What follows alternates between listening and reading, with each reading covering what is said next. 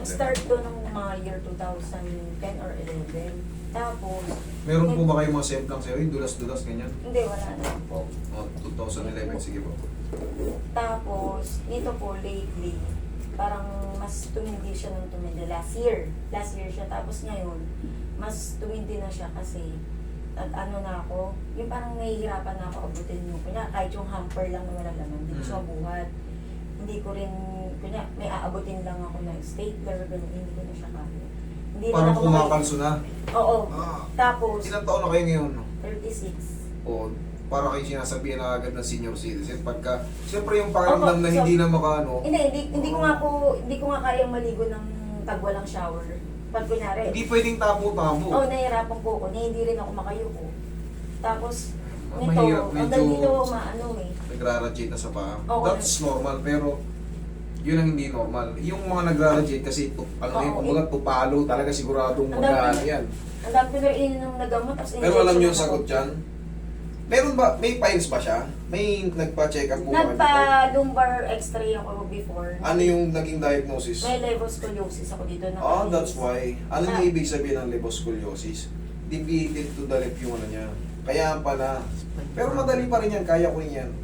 Ang sa akin lang, ine-explain ko lang para alam nyo rin kung ano yung mga bagay-bagay na naging diagnosis sa inyo. Kasi pag sinabing levorscoliosis, pumaling na yung ano nyo, yung spine nyo. So hindi kayo pwedeng, pag meron kayong levorscoliosis or dextroscoliosis o scoliosis, magkakamag-anak yan, magkakapatid yan. Huwag na huwag kayong magbubuhat ng sobrang bigat. Yun lang ang sagot yan. Tapos bawal kayong madulas. Kung kayo man ay babae, siyempre marami tayong babae, lalaking pasyente natin, nagkakaganyan din ng lalaki. Sa babae, ang disadvantage yan pag nabuntis ka, siyempre, doble-doble. Hindi po kayo pagka sa babae, pag mayroong mga spine problem, siyempre pag 7, 8, 9 months na, siyempre mabigat na yung bata, yung levorscoliosis mo, magkakaroon ng another compression. So pagkatapos mo mga anak, yung balakang mo, kailangan mo yung ipa-reset. Okay? Sige. Pero, ito, Pero kaya may natin yan. dextroscoliosis din ako. Magtatayo May siya. dextro ako, may levo pa. Ano na yan? Yan yung scoliosis. na, Yes na yan eh. Oo. Yan yung scoliosis. Kaya nga na sinabi ko sa iyo, Lebosco, Dextro, Scolio, ayan, magkakapatid yan. Pero, magkaganon pa man, pag na-reset yung likod mo, makakayuko ka na mamaya. Tapos, yung may mga ganitong problem, spine problem, tuturuan ko kayo na, may tinuturo akong stretching sa inyo every morning kasi kailangan yan nabibinat yung spine nyo. Kailangan yan. Yun ang magiging routine nyo. Hindi po pwedeng palagi kayo nakabagak ng upo. Nagsiselfon, nakaganon, nakaslouch. Siyempre, makukompress yung ano mo. Makukompress yung disc mo pag wala kang movement. So, pagising pa lang sa umaga, yung cobra pose, mami, tuturo ko sa inyo dyan pagka. Hirap na siya tumayo, sir eh. Pag tinatayo pa siyang pag ano. Pag Hindi nakahiga na ako- kami. Ibig sabihin, talagang umaabot na siya sa severe moment. Siyempre, Mm. bata pa to eh. Kailangan at least senior citizen ka para maggaganong-ganon ka. Nahirapan ako Pag ano. Sa semi, sa bandang petan mo, di ba? Oo. Yung parang, kaya, Correct. kaya kaya niya sa yatika. Yes, sciatica pong tawag dyan pagka lower back. Pero siyempre, nagkakaroon lang po ng mas mabilis na pag-improve ng pain dahil nga tabi-tabi niya yung likod niya eh. Compression, discompression, pag sa lumbar tawag niyang sciatica pa rin. Okay? Para alam nyo lang. Pero mas mabilis lang makompress ang merong spine problem. Tayo ka. Ito na gulo. Shoot mo yan. Higa kang patihaya, madam. Checkin ko nga yung paa mo kung nag-legit. Like, kung may epekto na sa puso mo ka para pantay. Yan. Tingnan mo. Oh. Layo, di ba? Pero that's normal. Wala kayong dapat ikabahala pag umurong yung isang payo. Katulad yan, layo. Oh. Halos isang kuko. Pero, pag na-align yan, hindi man ganyan kalayo, mamaya, hindi man perfect, pero because of scoliosis, normal lang na magre-reflect yan sa paanan nyo sa baba. Pero pag na-reset kayo, yung likod nyo para yung may pakpak, sagaan. Ito yung mahaba, hahatakin ko rin to para lalong mahaba. Pangkaraniwan lang yan. Mamaya pantay na yan. Higa kang patagilid, madam. O ano, yung towel na isa.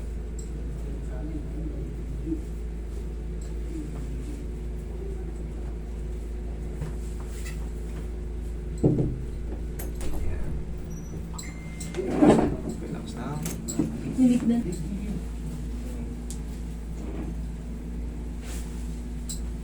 Relax na. Okay, tapa.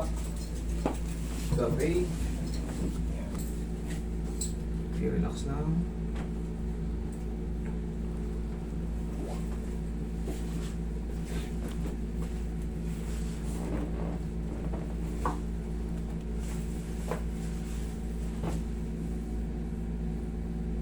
Yan. Dextro. Deviated to the right. Ito naman sa lumbar niya, ayan, naka-protrude. Kaangat. Dapat yan kasi may kanal. Pag tinignan mo yung likod mo may kanal, ito, ayan, naka-protrude. Nakalutang yung mga buto niya. Kaya very easy yung, oh grabe yung sakit ng ano niya, likod niya. Pero pag na-align yan, tamang alignment, kahit pa paano, maayos yan.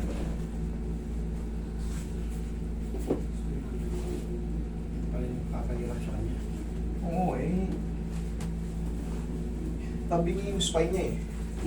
Pero mas maganda na yung panakanaka lang. Mas mahirap yung scoliosis. Yung sa puso ang tatama, yung deviated to the left. Makukompress yung puso mo.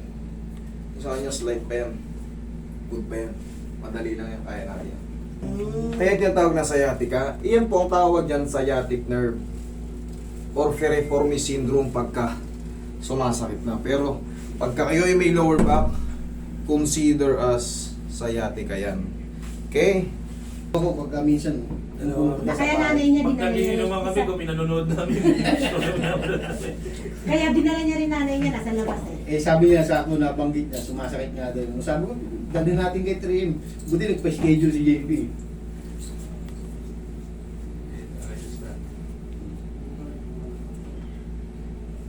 Yung nanay niya, nahirapan na. Ilang taon na si Mother Earth? Senior na, di ba? Ilan taon na daw yung bin? 54 na yata si Mama. Ah, 52. Bata pa. Bata pa nanay mo. Ito parang ano nino, maglakad, parang ano siya. Sa yate kasi na ano niya eh. Mamaya pag yung tinito na. Mamaya tatanungin ko kung ano. Ito kay Madam, pangkaraniwan niya mararamdaman yung ganitong madalas na lower back.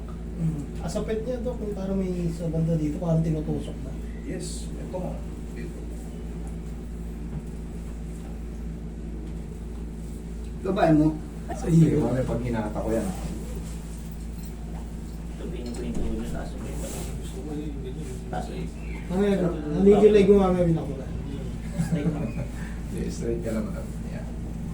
Lagi sa sikmura yung kamay. Yan. Sarap.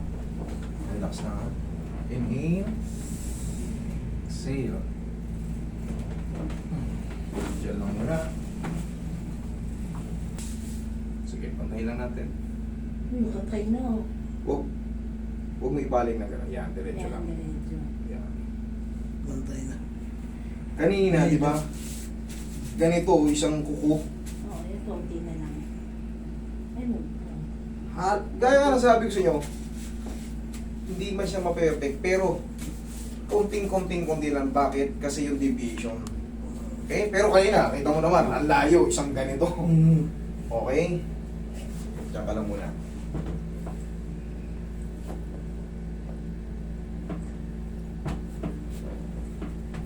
Relax na. Tapos yung exercise nito, sa may mga scoliosis or liposcoliosis, dextroscoliosis, ganito madam mo.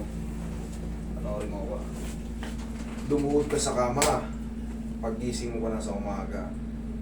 Dumiba ka. 1, 2, 3. Tandaan niyo yung bilang 1, 2, 3 lang ha. Tapos yung cobra pose, nakikita niyo ito madalas eh. Oo, yan. 1, 2, 3. Tapos isang balik. Parang nagaan. 1, 2, 3. Ganun lang. 1, 2, 3. Tandaan niyo yung bilang 1, 2, 3. Tapos yung cobra pose, nakikita niyo ito madalas eh. 1, 2, 3. Tapos isang balik. 1, 2, 3. Ganun lang. 1, 2, 3. Ganun lang. 1, 2, 3. 1, 2, 3. Isa pang balik. 1, 2, 3. Tapos 1, 2. Okay? Ganun lang magiging routine mo. Kasi, kahit sino mag-treat sa'yo, nandyan na yan. Wala nakakapagpantay niyan. Walang kahit operation, hindi na maibabalik sa'yo. Kasi yan, inborn.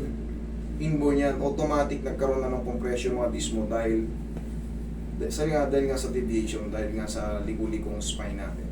Okay, upo ka madam.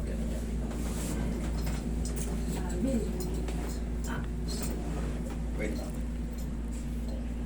4 days, mag-aano pa yan, magsusubside pa yung adjustment. Ngayon, kung may maramdaman ka man ng konting pain, that is normal. Pero, dapat, yung dating ganitong pain, dapat kailangan kumonte Pero yung dating ganito, tapos parang master, mas sumakit pa ngayon hindi pwede. Kailangan palaging mga lahati. Ito, tignan mo yung dito mo madam, nakakapamoy ito. Ayan nakalihis. Nakabukol yung mga sa spine niya dito sa may lumbar part niya. Pero nandiyan na yan, hindi na yan may babalik kahit anong pilit. Ang ginagawa dyan, nire-release lang yung compression ng disc para mawala yung masakit sa kanya.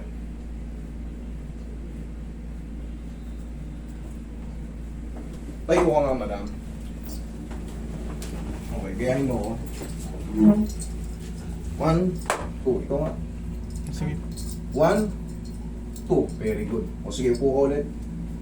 Higa ka ulit. Biling ka kanina. Biling kang pa kanan, biling kang pa kaliwa. Biling kang pa kanan, ay pa kaliwa. Kanina kasi gumaganon siya O ngayon, upo ka na. Pag ganito. Tingnan mo.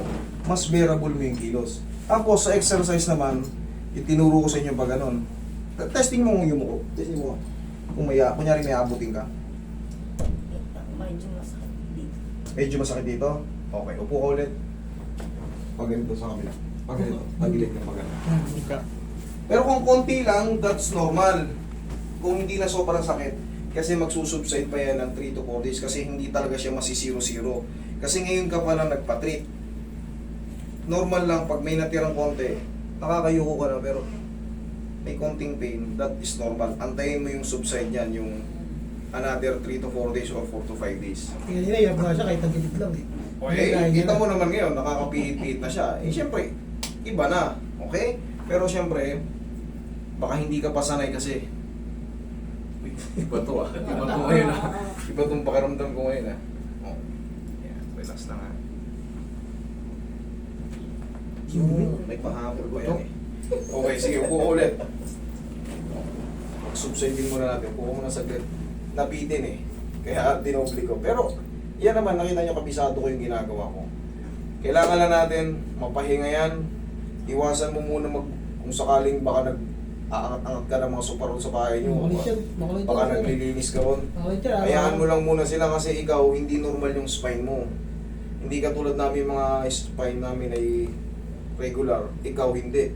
Tabingi talaga. Makakapa mo. Kahit kapain mo to, ma'am. Ito, kapain mo to. Hawakan mo to. Di ba? Hindi ganyan ang tamang spine. Tanda mo yung spine ganito, ma'am. Lubog. Hindi siya protrude. Sa'yo nakaganon makakapa mo talaga yung mga buto niya, talagang nakaganon. Hindi ko na ipapakita sa video kasi malapit sa puwetan yun. Pero, alam mo naman sa sarili mo yun, nakakapa mo naman siya. Pero, pagkaganon pa man, adjust lang yan. Sir, yung ganitong kaso, maaaring ipa-maintain nyo, kung sumakit, adjust lang. Ganun lang. Kasi tao tayo, kumikilos tayo Okay? Testing ulit. Ano? Masakit pa rin? Sobrang sakit niya, hindi naman? Okay. Okay lang yun. Sige. Ma'am, basta konti lang, kaya naman. Okay. Pag konti lang, hayaan lang natin kasi mag-aano pa yan. Yung pinaka-trauma. Ngayon lang kasi na-adjust, normal lang yun. Hayaan lang muna natin mag-subside. Ang mahalaga, kita mo naman yung movement mo. Mas nakaka-move ka na. O gusto mo, ibalik natin sa kanina. O ayaw mo na yun. Okay na yan. Okay, thank you. Thank Sige. you. God Dito.